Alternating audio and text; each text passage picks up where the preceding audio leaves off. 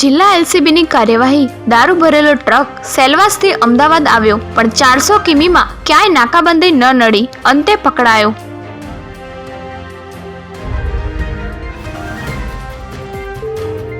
LD ઇજનેરીના 1050 વિદ્યાર્થીનું placement 19 ને 16.68 લાખ સુધીની જોબ ઓફર કરાઈ, સરેરાશ 6 લાખનું પેકેજ।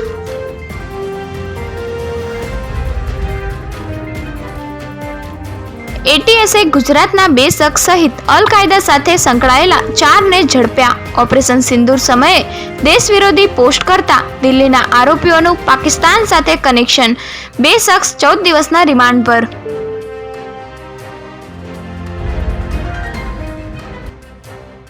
દંપતીના અંડરગાર્મેન્ટ્સ હેન્ડબેગને ફૂટવેરમાંથી 25 કરોડનું સોનું નીકળ્યું। દુબઈથી 24 કિલો સોનું લઈ સુરત પહોંચ્યા। કસ્ટમ વિભાગ ઊંઘતો રહ્યો ને સીઆઈએસએફે દબોચ્યા। ડીઆરઆઈ અને ઈડીની તપાસમાં એન્ટ્રી થશે।